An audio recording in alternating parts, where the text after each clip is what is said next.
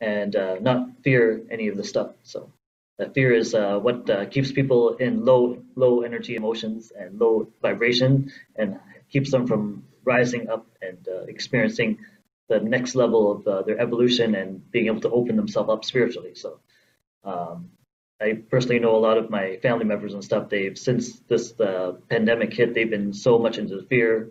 They've been watching fear porn every day in the news and stuff, and then they even now they have still mental health problems and problems going out and going into public, and always have to be wearing their mask everywhere and stuff. So again, you want to find your power, inner power, and not be afraid, because fear is what keeps you controlled and keeps you kind of in a low energy state. So anyways, let's start off and see what's behind me. So there's different levels of negative beings in the universe. So from a third dimensional level, what bridges third dimension to the fourth lower astral realms? Basically, you get zombies. Zombies are very, very probably the first layer of negative people, negatively polarized beings. So they're basically humans that are just living through their root chakra and don't have their other chakras activated. So when they're just living through basically fear, and they're living through just flight or flight mode, so just survival mode. So and then these they live once you're in that really low energy state, you become open to demonic attacks and possession. So then it makes you kind of like a zombified person, kind of a subhuman, kind of someone that's in between the shadow realm and the human realm. So in this traditional Chinese culture, there's a very, very popular story called Chinese Paladin, and it's probably a cult classic, and that was came out maybe around 2005, and it talked about this time where in probably thousands of years ago, probably around the time of Atlantis, when these dimensional portholes were opened up, and negative entities were able to come and attach to people and turn people into zombies. And then these paladins, which basically just means people that fight evil, came out from their hiding place. So these kung fu masters, paladins, would come out with special superhuman abilities and come and fight these zombies entities and be able to exorcise them. So in Wudang and Shaolin was probably the ancient places or temples where people would go to if they felt like they were possessed by, or become zombified or become possessed by entities. They would actually go to these places. How they would treat them, how they would exercise them, is most of the time they would perform rituals, but sometimes they would also leave them to meditate by themselves in the temple grounds in this sacred space. Because when you go to the sacred space where a lot of high-level monks meditate every day, actually leaves an energetic imprint in the environment, in that space. And that energetic imprints actually attracts like angels and angelic beings to actually be around that area. So as soon as you go to some of these temples, you feel like uplifted right away, even without even doing anything or meditating. You just naturally feel uplifted by the energy in the area. So these people that are kind of possessed, they would go and they just leave them in the room all day, all night to meditate by themselves and just fight the demons themselves. And the angelic beings in the room would help them as well. So to purge the entities. So they really don't have to do any kind of ceremony. They just leave them in the room there to, and from there, that's when you find your power. So after that, the zombies, you have parasites. Parasites are kind of like energetic mosquitoes. So these people don't have like a consciousness or anything. These kind of parasites don't have a consciousness. They just kind of like their only program is to attach to humans and suck their life force from them. So suck their kind of like they use their fear, and then when they see someone that has a lot of fear in them, they attach themselves to them, and then they pull their life force from them. And that's why I think before I had a lot of those before, I found it really hard to raise my vibration, raise my energy, because every time I tried to, it was just like get pulled right back down right away. And that was probably because I had some parasites that was sucking out my chi. So again, with your practice of meditation and stuff, it helps to lift that and clear that right away. So that's why we practice our Neidan energy and expanding that around us, and our life force to clean out our chi and open up our meridians so our chi can expand more, and pushing away the bad chi that helps to clear their auric field. So after that, you have ghosts. Ghosts are just like regular earthbound spirits that haven't that kind of, if they're alive, they kind of believe that they didn't belong in heaven, or they didn't deserve to be in heaven. So then they just kind of created their own hell. So hell doesn't really exist.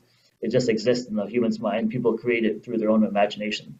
So then they would just create their own hell, and basically in the movie Conjuring, there's a earthbound spirit that was haunting a home, but this earthbound spirit's ghost wasn't actually the one haunting the home. It was actually a poltergeist or a demon that was attached to this ghost that was haunting the home.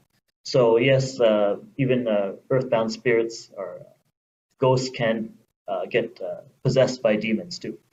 So yeah, that's in Conjuring. They talk about it also in traditional Chinese culture. Talk a lot about it. Actually, in Chinese Paladin, there's a story of that girl.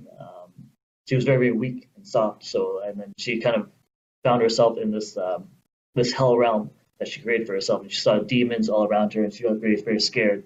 So then she was, and they were kind of harassing her and stuff. But then there was this like more positive looking demon that came up to her, and it's like, if you allow me to merge with you, then I'll actually offer you protection. I'm a kung fu master, and I can be your alter ego and be able to fight off these demons. So, but obviously this was also a demon, but just disguised as a more of a master type figure, and she'd allowed that to happen, and she was possessed by this entity.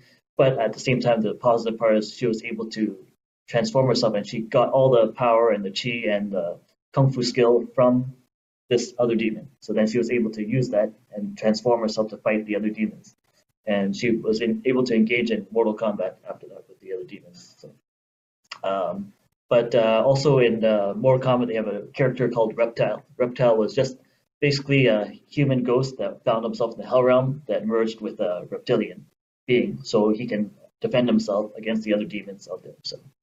So that's the story of Reptile. So, and so those are demons. Demons are like a little bit more powerful. Basically, fallen angels, kind of soul rebels.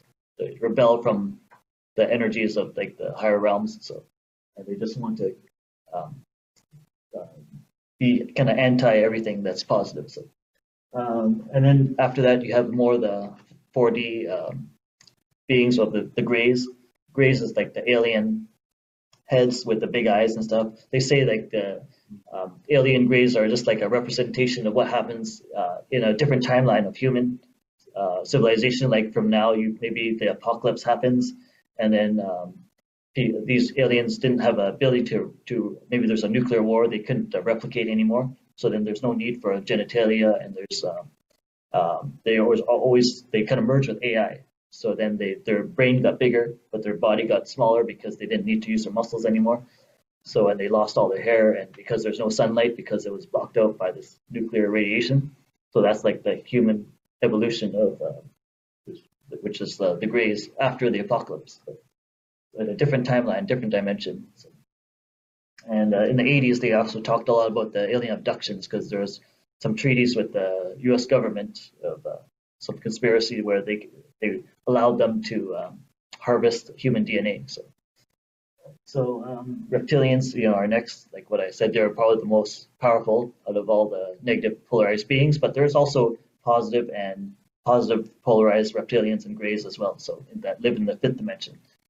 But so there's negative ones and positive ones. The ones you see with the demon, the horns and stuff, they're more the royal reptilians with the royal bloodline of the reptilians. So they're the kind of the higher ups of that. So, all right, and so those are the kind of the main type of negative polarized beings.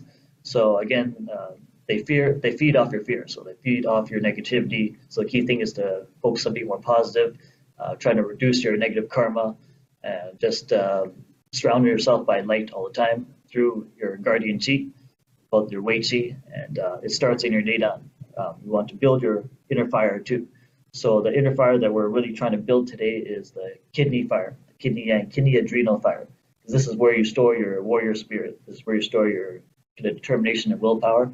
And without this, then you don't have a starting point to raise your chi, right?